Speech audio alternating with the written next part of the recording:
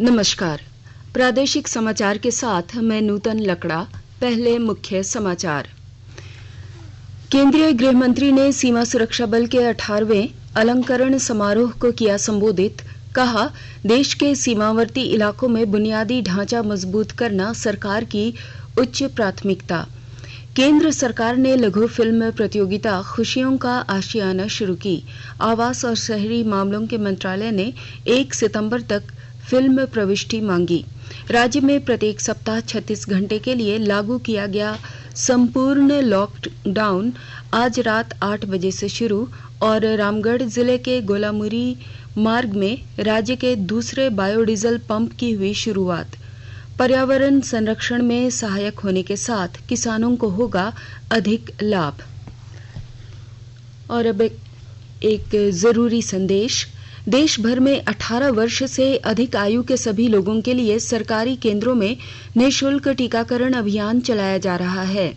हमारे युवा श्रोताओं से अपील है कि वे कोविड रोधी टीका जरूर लगवाएं और दूसरों को भी इसके लिए प्रेरित और सहयोग करें।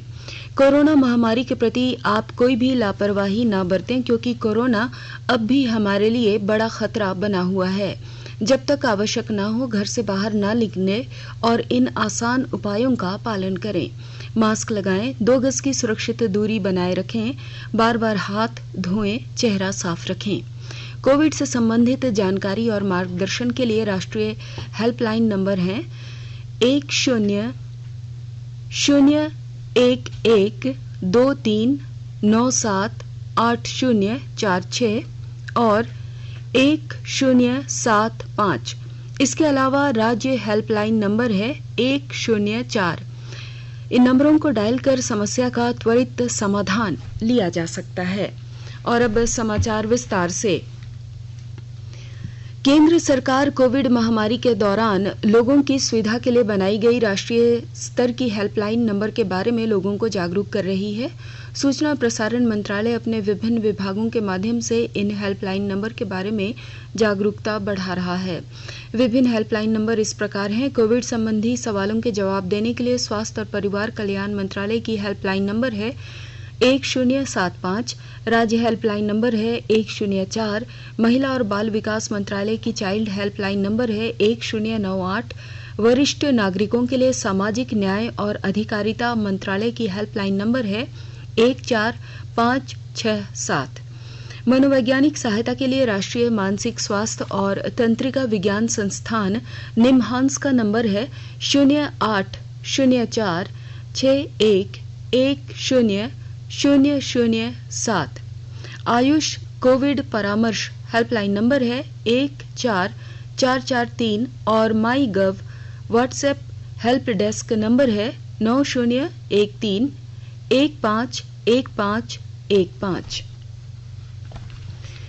गृह मंत्री अमित शाह ने कहा कि देश के सीमावर्ती क्षेत्रों में स्वदेशी ड्रोन प्रणाली शीघ्र तैनात की जाएगी। उन्होंने कहा कि रक्षा अनुसंधान विकास संगठन तथा अन्य संबंधित एजेंसियां इस पर काम कर रही हैं। गृह मंत्री आज नई दिल्ली में आयोजित सीमा सुरक्षा बल के 18वें अलंकरण समारोह को संबोधित कर रहे थे। उन्होंने विश्वास व्यक्त किया कि देश के अर्धसैनिक बल सीमा सुरक्षा के लिए किसी भी चुनौती का सामना करने में सक्षम हैं। श्री शाह ने कहा कि नरेंद्र मोदी सरकार ने देश के सीमावर्ती इलाकों में बुनियादी ढांचे की मजबूती को उच्च प्राथमिकता दी है। उन्होंने कहा कि प्रधानमंत्री का मानना है कि अगर इन इलाकों में बुनियादी ढांचा मजबूत नहीं रखा गया तो देश की सीमाएं सुरक्षित नहीं रह पाएंगी। पिछले यूपीए सरकार के दौरान हुए कामकाज से तुलना करते हुए श्री शाह ने कहा कि वर्ष 2008 से 2014 की अवधि में सीमा पर केवल 3600 किलोमीटर लंबी सड़कें बनाई गई थी, लेकिन नरेंद्र मोदी सरकार के नेतृत्व में अब तक 4764 किलोमीटर लंबी सड़कें बनाई जा चुकी हैं।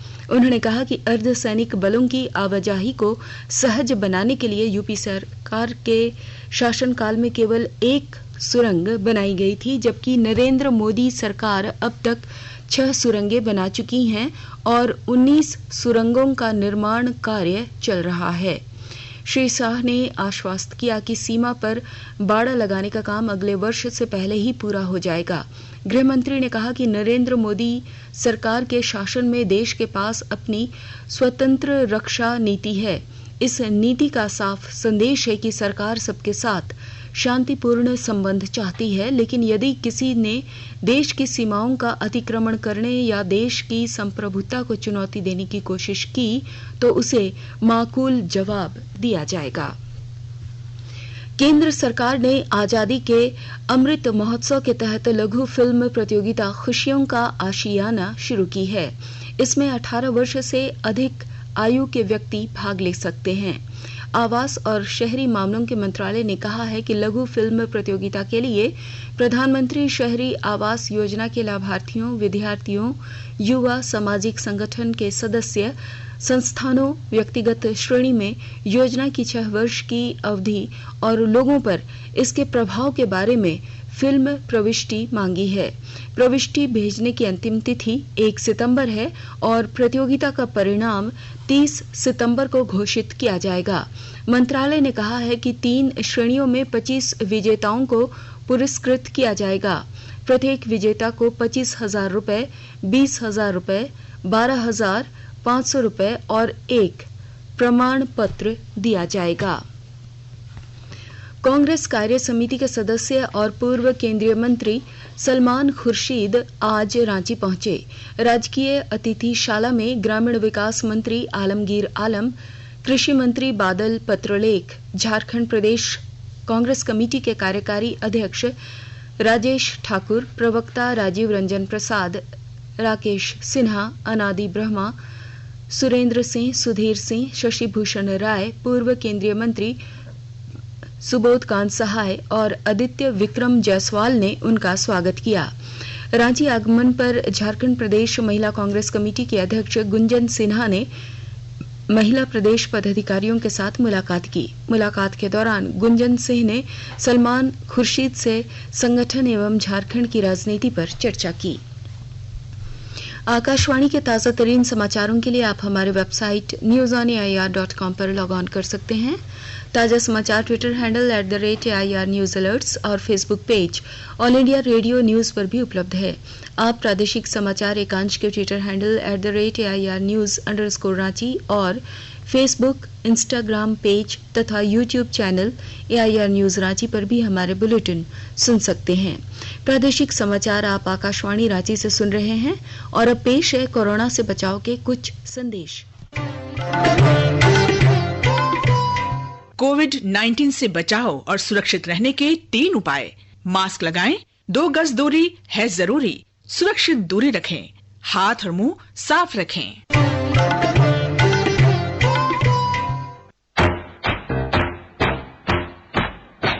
चलो मिलकर एक शुरुआत करें, चलो एक फैसला आज करें, मास्क नहीं तो टोकेंगे, कोरोना को रोकेंगे, चलो एक वादा करते हैं, चलो एक वादा करते हैं, मास्क नहीं तो टोकेंगे, कोरोना को रोकेंगे।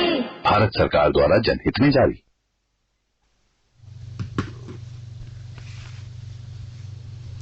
राज्य में कोरोना संक्रमण पर काबू पाने के लिए सरकार की ओर से सप्ताह में लगभग 36 घंटे के लिए लागू किया गया संपूर्ण लॉकडाउन आज रात 8 बजे से शुरू हो जाएगा, जो सोमवार सुबह तक लागू रहेगा। इस दौरान सिर्फ मेडिकल दवा और दूध की दुकानें खुली रहेंगी। आपातकालीन सेवाओं को छोड़कर अन्य सेवाएं बंद रहेंगी। राज्य सरकार ने राज्यवासियों से संपूर्ण लॉकडाउन का पालन करने की अपील की है। कहा है, बिना कारण लोग घर से बाहर न निकलें और कोरोना से बचाव के समुचित व्यवहार का ठीक से पालन करें। कोडरमा जिले में प्रखंड और अंचल से जुड़े लोगों के कार्यों के निष्पादन के लिए हर शनिवार को जिला प्रशासन के एक अधिकारी प्रखंड कार्यालय में बैठेंगे। यह निर्णय उपायुक्त आदित्य रंजन ने लोगों की समस्याओं को देखते हुए लिया है। उपायुक्त आदित्य रंजन ने आज कोडरमा प्रखंड और अंचल कार्यालय का निरीक्षण के दौरान कर्मियों से जमीन की दाखिल खारिज ऑनलाइन खतियान दर्ज करने और रसीद निर्गत कराने की फाइलों का अवलोकन किया। उन्होंने कार्यालय से बाहर सभी कर्मियों के नाम, उनके पद और उनका मोबाइल नंबर अंकित करने का निर्देश अंचल अधिकारी को दिया। उपायुक्त श्री रंजन ने कहा कि कई जगह सरकारी जमीन के अतिक्रमण की बात सामने आ रही है। ऐसे में सरकारी जमीन का सर्वे करवाकर उन्हें चिन्हित किया जाएगा ताकि जरूरत पड़ने पर सरकारी जमीन को उपयोग में लाया जा सके। रेलवे पुलिस बल ने पलामू एक्सप्रेस बड़काकाना पटना में कल रात छापेमारी कर 400 से अधिक देशी शराब की बोतलें बरामद की हैं। कार्रवाई के दौरान शराब तस्कर यात्री बनकर मौके से फरार हो गए। गढ़वा रोड के उप निरीक्षक वीर प्रताप सिंह ने बताया कि शुक्रवार की देर रात गाड़ी संख्या 03347 up Barkakana Patna Palamu special express Garhwa road station पर पहुंची तो रेलवे सुरक्षा बल ने जनरल बॉगी में चेकिंग अभियान चलाया। इस क्रम में 5 जूट के बोरों में शराब की बोतलें बरामद की गई। मौके पर सहायक उप निरीक्षक संतोष कुमार सिंह यादव, आरक्षी विजय कुमार, आरक्षी जवाहर लाल चौहान उपस्थित थे। रामगढ़ जिले के गोला मुरी मार्ग के राज्य के दूसरे बायोडीजल पंप का आज उद्घाटन किया गया। बायोडीजल 100% पर्यावरण संरक्षण में सहायक है क्योंकि बाजार में उपलब्ध डीजल में 12% कार्बन है, जबकि बायोडीजल में 0.05% कार्बन है। बायोडीजल 85 रुपए प्रति लीटर बिक रहा है। बायोडीजल उपलब्ध कराने वाली कंपनी के प्रबंधक ने बताया कि बायोडीजल का फायदा यह है कि इसमें 15% माइलेज अधिक मिलेगा और यह पर्यावरण संरक्षण में भी सहायक है क्योंकि इससे कार्बन उत्सर्जन 0.05 है। इस संबंध में बेहतरीन खेती के लिए कई बार सम्मानित होकर इजराइल से लौटे गोला के किसानों ने बताया कि इस पंप का उद्घाटन होना गोला क्षेत्र के लिए एक बड़ी उपलब्धि है। इससे आने वाले समय में किसानों को काफी मुनाफा होगा। जामताड़ा जिले में 2 सप्ताह के भीतर ग्रामीण क्षेत्रों में अति गंभीर एवं गंभीर रूप से कुपोषित बच्चों की पहचान एवं उपचार शुरू किया जाएगा। सेविका, सहायिका, सहिया और एएनएम गांव-गांव जाकर स्क्रीनिंग करेंगी और जानकारी दे रहे हैं हमारे जामताड़ा संवाददाता। जामताड़ा जिले के ग्रामीण क्षेत्रों के अति गंभीर एवं गंभीर रूप से कुपोषित बच्चों की पहचान एवं उपचार करने को लेकर जिला प्रशासन गंभीर है। उपायुक्त फैज अहमद मुमताज ने 2 सप्ताह के अंदर पंचायत स्तर पर कुपोषित बच्चों की पहचान के लिए संबंधित सेविका, सहायिका, सहिया एवं एएनएम को गांव-गांव जाकर स्क्रीनिंग करने का निर्देश दिया है। उपायुक्त ने बताया कि गंभीर रूप से कुपोषित बच्चों को पोषण युक्त आहार देकर तंदुरुस्त करने का प्रयास किया जाएगा। शेष अति गंभीर रूप से कुपोषित बच्चों को उपचार के लिए कुपोषण केंद्र भेजा जाएगा। उपायुक्त ने जिले के संबंधित अधिकारियों को समन्वय स्थापित कर माइक्रो प्लानिंग के तहत कार्य करने का निर्देश दिया है। सुभाष प्रसाद सिंह, आकाशवाणी समाचार, जामताड़ा। जमशेदपुर के साकची बाजार में प्रशासन ने आज अतिक्रमण हटाओ अभियान चलाया। दुकान के बाहर अतिक्रमण कर सामान रख रहे दुकानों को चेतावनी देकर सामान जब्त कर लिया गया। साथ ही अगली बार से दुकान सील करने की बात कही। मालूम हो कि साकची बाजार जमशेदपुर की सबसे ज्यादा भीड़ भाड़ वाला बाजार है और आम दिनों में यहां ग्राहकों की भीड़ लगी रहती है, लेकिन अतिक्रमण ड्राइव चलाने के बाद बाजार पूरी तरह खाली किया गया। जमशेदपुर पुलिस ने आमजनों से पुराने बड़े स्मार्टफोन उपलब्ध कराने की अपील की है ताकि गरीब बच्चों को स्मार्टफोन उपलब्ध कराकर उनकी पढ़ाई जारी रखी जा सके। इस अभियान में जुड़ते हुए पूर्वी सिंहभूम जिले के ब्रांड एम्बेसडर पप्पू सरदार ने 3 स्मार्टफोन खरीदकर साकची थाना प्रभारी को दिए। इस संबंध में साकची थाना प्रभारी ने कहा कि पप्पू सरदार ने अच्छा योगदान दिया है, इससे समाज में अच्छा उदाहरण जाएगा। और अब अंत में मुख्य समाचार एक बार फिर। केंद्रीय गृह मंत्री ने सीमा सुरक्षा बल के 18वें अलंकरण समारोह को किया संबोधित। कहा, देश के सीमावर्ती इलाकों में बुनियादी ढांचा मजबूत करना सरकार की उच्च प्राथमिकता। केंद्र सरकार ने लघु फिल्म प्रतियोगिता खुशियों का आशियाना शुरू की। आवास और शहरी मामलों के मंत्रालय ने 1 सितंबर तक फिल्म प्रविष्टि मांगी। राज्य में प्रत्येक सप्ताह 36 घंटे के लिए लागू किया गया संपूर्ण लॉकडाउन आज रात 8 बजे से शुरू। और रामगढ़ जिले के गोलामुरी मार्ग में राज्य के दूसरे बायोडीजल पंप की हुई शुरुआत। पर्यावरण संरक्षण में सहायक होने के साथ किसानों को होगा अधिक लाभ। इसके साथ ही आकाशवाणी रांची से प्रादेशिक समाचार का ये बुलेटिन समाप्त हुआ। नमस्कार। घर में रहिए, सुरक्षित रहिए और सुनते रहिए आकाशवाणी।